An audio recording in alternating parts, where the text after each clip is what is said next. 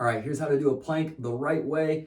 Make sure that you have some space and you are on something firm, not too soft, but still a little bit padding, so that way you're not going to slip forward or backward. You want to have your elbows and your wrists equal space, parallel space apart. So one of the most common errors I see are people go like this, they cross their arms in. It's not terrible. It's not the worst thing you can do. It's not as bad as having your back arched, but picture this position, right? If I was to be here the whole time, what it's doing compared to this is it's internally rotating our shoulders, okay? So if we were to be like that all day, I mean, we already are in a lot of positions, holding our phone, being kind of hunched over. Our shoulders have this kind of rotated forward to begin with. That's probably why we favor that position while we're plank, because we're already strong there. This takes a little bit more strength of the serratus, which is the core of your shoulder, as well as your external rotators, your rotator cuffs, to hold that position. So get in the habit of practicing good posture and mechanics with everything you do. Even if this is your comfort zone, get out of that comfort zone and let's actually strengthen your body, make a difference. So let's come back down to that position. Palms flat or thumbs up. Some will argue that palms flat, having those contact points, is better. If you helps you to kind of squeeze your hand or a couple small dumbbells, that works too. Now, the next thing is correcting our pelvic tilt, okay?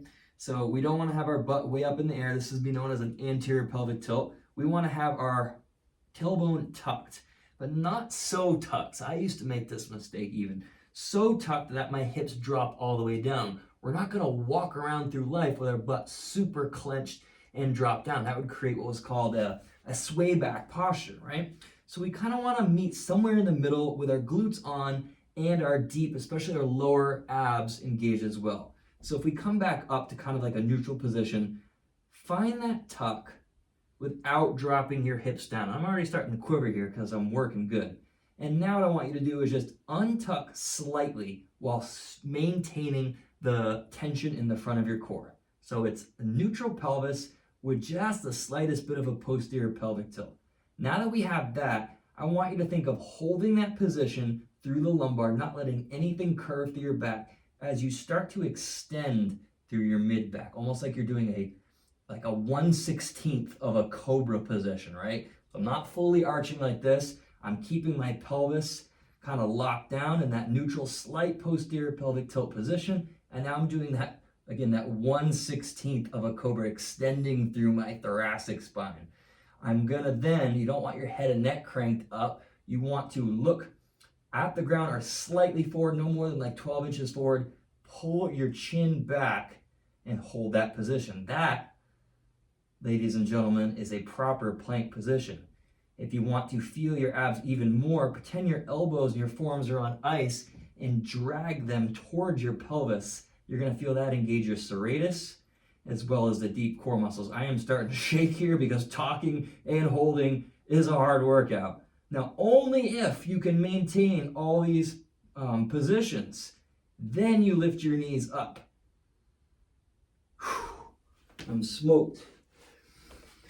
That is a proper plank.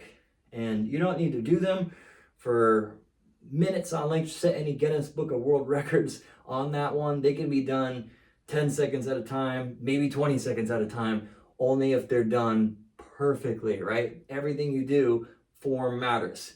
I'm gonna show you one more variation of this to implement a little bit of walking or good gait mechanics while holding that position, especially through the tuck. So not arched, I'm not super tucked through, because look what that does to my body. It pulls me to kind of more of a flex position.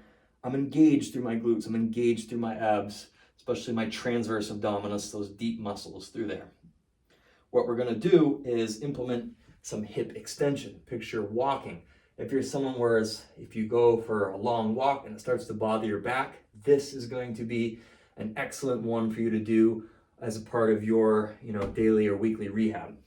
All right, so let's come back into that position. My body's already smoked from this. So all your things, get your tuck, get your slight baby cobra, your thoracic extension, your head is in a neutral spine. Now what you're gonna do is start to lift up one leg at a time and then the other. So you're alternating. So it's like you're walking, right? We're hip extending. You should feel your glute a little bit contract. We're not super lifting that up because what's going to happen is going to throw off your pelvic angle. So maintain that tuck and only come up as high as you can maintain that neutral pelvic position. You may not even be able to get up off the ground at all. You may only be able to just barely shift your weight to one side, and that's fine. That is a good place to start. But eventually, I'd like to see you hold that neutral pelvis, slight posterior pelvic tilt, and be able to feel your glutes, your abs, while you maintain all that other good stuff. Planks are brutal if they're done right. Give it a shot.